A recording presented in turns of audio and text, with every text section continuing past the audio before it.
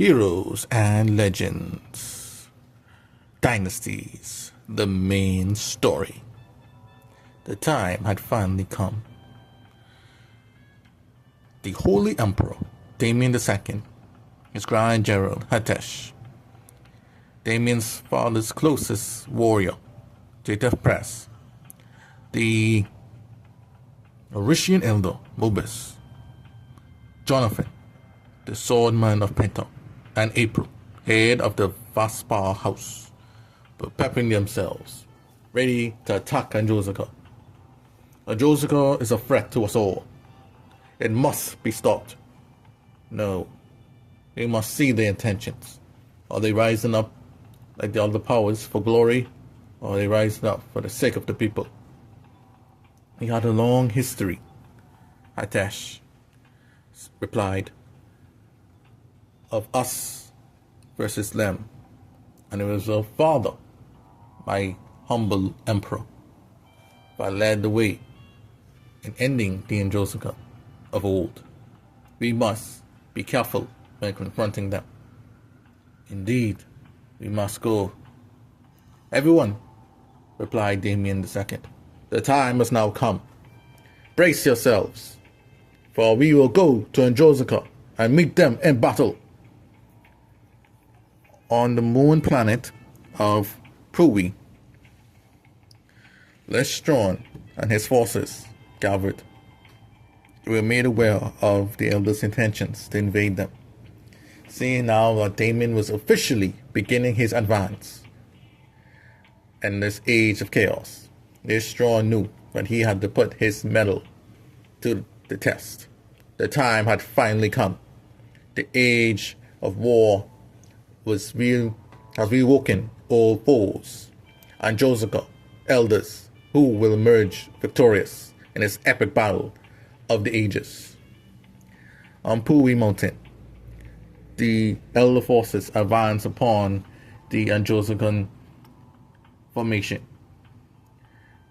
On the Androsican side, they had the Sapina battle trucks and bombers, courtesy of Philando, the Sapina leader, who is now a former construction worker.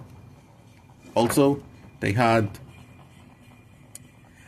Denny Sherman, the cousin of Lestron, was facing Mobus, as he was determined to beat back these foes, as this was his first official battle working for the Elders.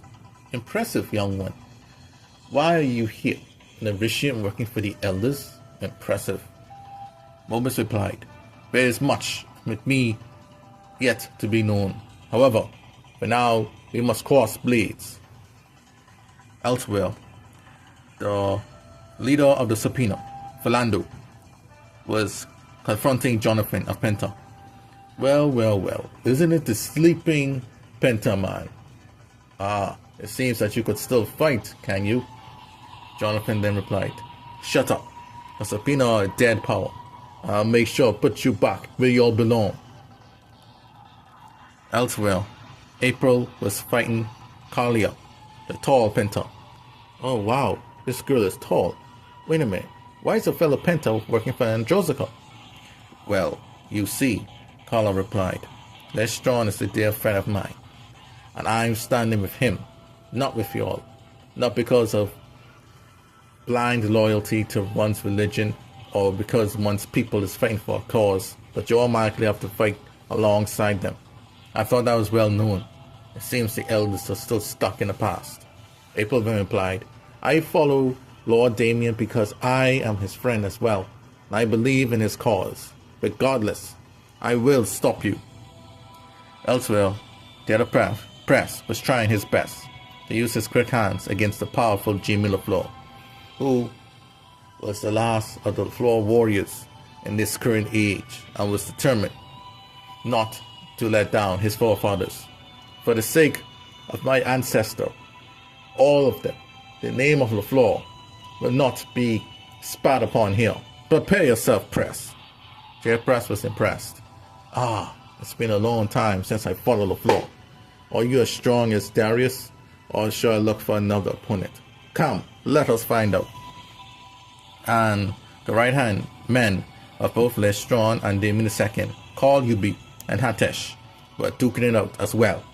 Well. A member of the UB clan. I thought the clan was eradicated. It seems you'll have scattered yourselves across the universe, particularly in Androsica. I wonder who else is hiding in Androsica. And Cole replied, "No, shut up. That's enough out of you. We will find nothing. In this moon planet, you all will die." As the battle began to heat up between all these sides, Lestron and Damien II prepared for battle. The two men squared off. "So, you're the powerful Lestron. I felt your energy when you dealt a critical blow to the Scotian. I see the combined sword power of the Blue Ward sword and the sword of Utopia are fearsome indeed." Lestron then sighed and looked down at his swords before replying, "Well, it seems that my powerful display did not go unnoticed, and I guess this invasion is the result of all of that then. Very well. I will show the true strength of Androsica, the strength of the people, and the strength of Utopia." And the two men duked it out. The sword clash was immense, as they fought on the plateau that was high and separate from everyone else. Damien used his sword, and Lestron his swords. The two men clashed, and each not giving an inch to the other one. It was an impressive display of courage, might, and vigor.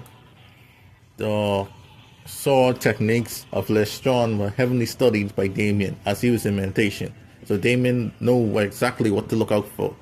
Lestron was aware that Damien was reading his movements, and Lestron too had done his research on Damien II. It was an even matchup, and no one giving the other one a chance. And as a result, Damien went for his trump card. He took the three tombs, including himself, and did the ultimate special. Lestron, using the Blue Ward sword of ultimate defense, decided now was the time to put this sword's defense to the ultimate test. And so the two forces gathered, and they clashed. The Blue Ward sword hold up his name and reputation. Damien was impressed. He put his all in that attack. Impressive, Lestron. You are indeed an interesting and talented man, but I do not sense malice on you. I do not sense you're fighting for vengeance or for payback against what my father and his people did to Androsica, which led to his destruction and the hands of the Builderin. So tell me, Lestron, why is it that you pick up these swords and fight? Lestron then replied, "It is because of the growing chaos all around. If Androsica sits back and do nothing, then evil will reign supreme, and the wrong person became too powerful and plunged the universe into chaos. But you, Damien II, the so-called Holy Emperor, you must watch out for yourself, for you are carrying someone very, very close to you that might be a potential threat of destruction for the universe." Damien II paused a little bit. "Are you mean Catherine?" Lestron said, "Yes, the daughter of Nakuvi, the woman that you and her worked together to kill her father. If she is capable of doing that, she is capable of almost anything." And then Damien II brushed Lestron away. "How dare you talk about Catherine? She is not like her father, in no shape or form. There is no darkness in our heart, and we work together for the greater good of the universe. And so that is why me and her are together. There is no way that she is evil." "You jest," said Lestron, "but I see that your love for her has clouded your judgment. But you are a pure-hearted man, and for that, fighting you makes no sense." "Men, stop the fighting," Lestron ordered. Damien II ordered his men to do the same.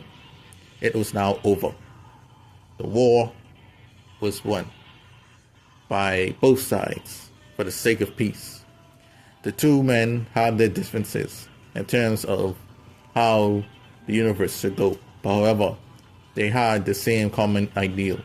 The universe was in chaos, and they needed just and righteous men like themselves to wield it in and to bring peace to the universe. And so the Androsican and Elder forces reunited and joined an alliance. This was critical for the end that was to come.